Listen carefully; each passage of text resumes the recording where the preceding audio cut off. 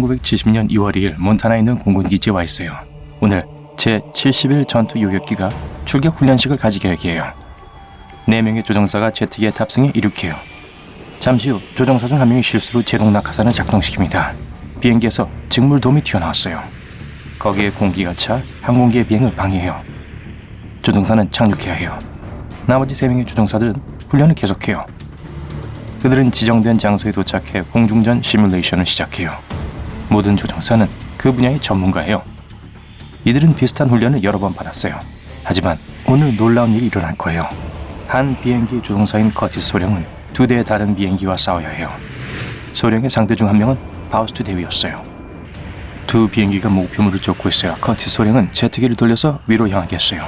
다른 2 비행기도 그대로 따라했어요. 소령이 버티컬 롤링 시저스라는 작전을 수행해요. 나선형으로 날아오는 동시에 연속 횡전을 한 거예요. 그런 다음 돌아서 하강하며 다이빙을 하죠. 추격자들이 멀리 있지 않아요. 커티스 소령이 또 다른 공중작전을 펼쳐요. 그는 옆으로 가서 파우스 대위를 지나쳐 날아요. 이 순간 대위의 비행기가 흔들리기 시작해요. 앞부분이 내려가면서 제트기가 빠른 속도로 땅으로 돌진해요. 파우스 대위는 아무것도 할 수 없어요. 비행기가 말을 듣지 않아요. 조종관이 작동하지 않고 엔진이 고장났어요. 대위는 제동 낙하산을 활성화하지만 그것도 작동되지 않아요. 비행기가 점점 땅에 가까워지고 있어요. 비행기는 더 이상 구할 수가 없어요. 이제 최소한 파우스 대위의 목숨을 구하는 게 중요해요. 그는 탈출해 낙하산을 펼쳤어요. 갑자기 버려진 비행기가 똑바로 날기 시작해요. 날개의 플랩이 작동해서 추락하는 게 멈췄어요. 조종사가 없는 비행기는 비행하며 천천히 하강해요. 시속 320km의 속도로 날다가 절벽 뒤로 시야에서 사라져요. 파우스 대위는 눈 덮인 들판에 안전하게 착륙해요. 다른 조종사들은 이것을 보고 비행기가 근처 마을에 떨어질까 걱정해요. 그들은 즉시 그 방향으로 향해요. 그때 유도되지 않은 항공기가 하강해 땅에 닿아 들판을 따라 미끄러져요. 다음에 20도로 회전해 작은 울타리를 뚫고 나가요. 비행기가 농부의 들판에 멈췄어요. 농장 주인이 지역 보안관을 부릅니다. 보안관이 도착해 가장 가까운 군 기지에 전화해서 무슨 일이 있었는지 보고해요. 그는 손상도를 가늠하고 웅웅거리는 엔진을 끄기 위해 추락한 비행기에 접근해요. 하지만 가까이 가자마자 비행기가 마치 그곳을 탈출하고 싶은 것처럼 윙윙거리며 요동해요. 비행기 주인들이 도착해요. 그들은 비행기가 거의 완벽한 상태인 것에 놀랐어요. 기지로 돌려보내서 수리하고 점검소로 반환해요.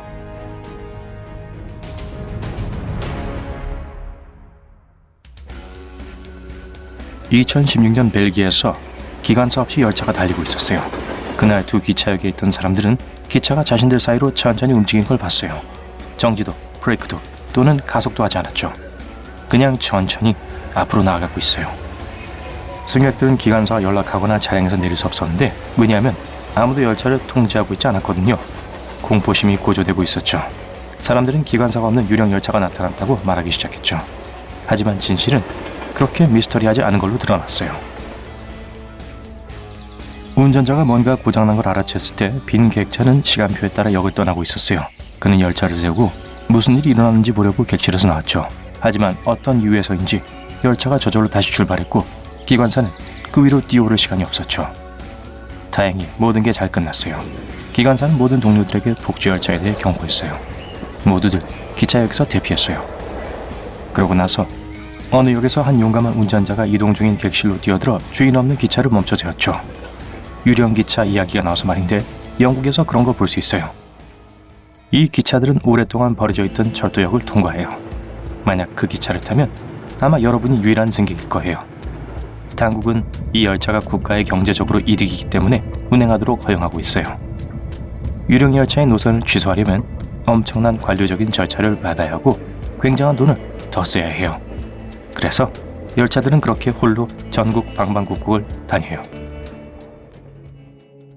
이제 우린 선장 없이 몇 달 동안 표류했던 배에 대해 알아보기 위해 바다로 가요. 이 배 이름은 알타오예요.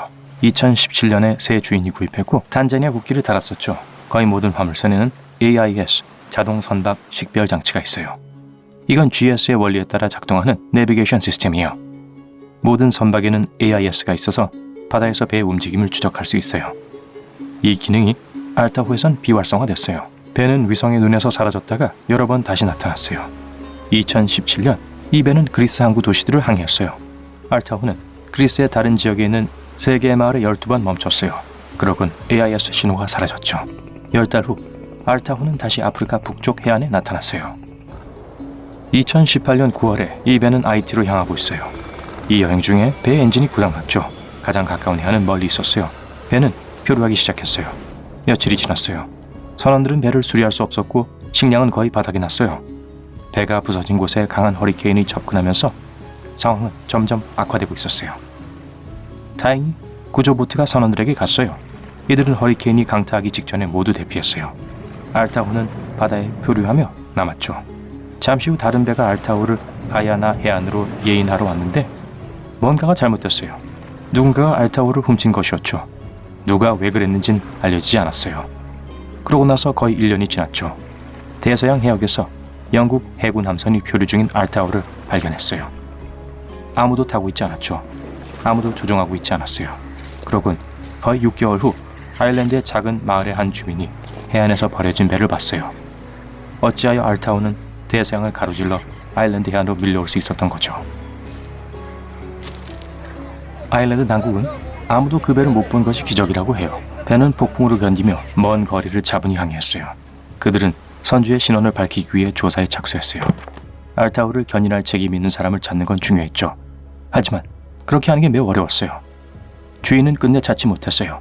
어느 날 익명의 사람이 아일랜드 당국에 전화를 걸어 자신들이 알타호의 소유주라고 소개했지만 어떤 증거도 제시하지 않았죠.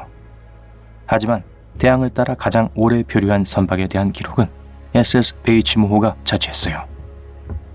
사람들은 38년간 다른 시대의 이 유령선을 보았어요.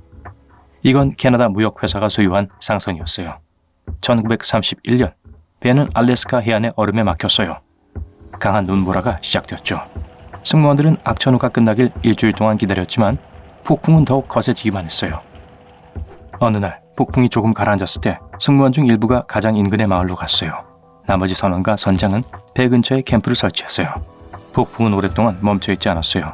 눈보라가 너무 심해서 사람들은 뻗은 손 너머를 볼 수 없었어요.